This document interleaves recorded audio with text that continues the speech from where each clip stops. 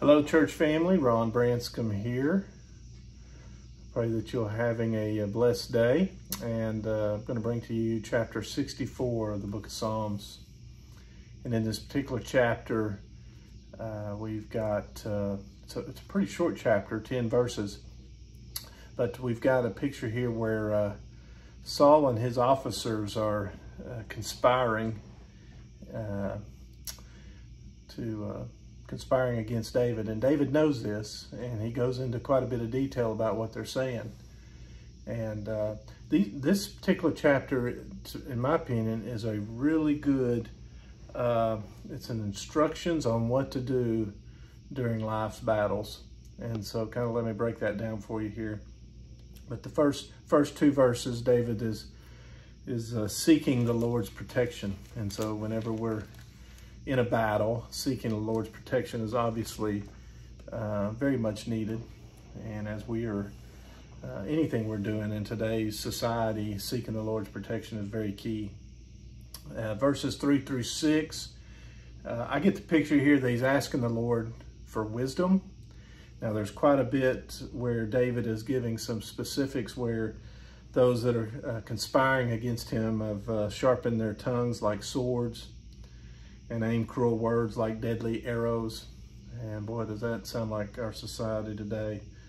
They shoot from ambush at the innocent. They shoot suddenly without fear. They encourage each other in evil plans. They talk about hiding their snares. They say, who will see it? Boy, just a great description of those within society where Satan is conspiring and having his way is what David was dealing with back then. But in this, he's given a description of,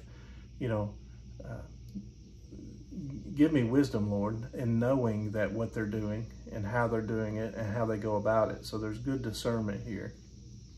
The next item is verses 7 through 8 is trust the Lord for victory. So you've got, in verses 1 through 2, you've got seek the Lord's protection, ask for the Lord's wisdom, and then trust the Lord for victory. And David was very calm. I mean, as I read it, it's of a calming nature that you've got all these, this anger against you, but God will shoot them with his arrows. They will suddenly be struck down. He will turn their tongues against them. And so he knew that the Lord had this and that the Lord was going to have victory for him. And in verses 9 through 10, give glory to the Lord. And this should be in all that we do, but in a battle of life, and life's battles, giving glory to the Lord. The righteous will rejoice in the Lord and take refuge in him.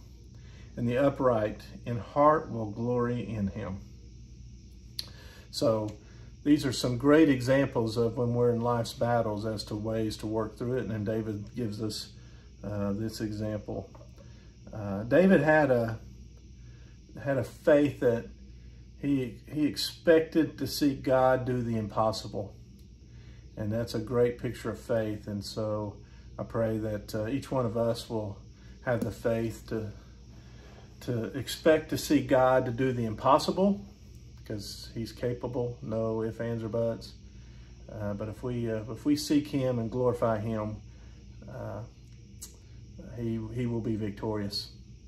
I pray that you have a blessed day. Hope this is helpful. A review of chapter 64, and we will see you this Sunday, Lord willing. Take care.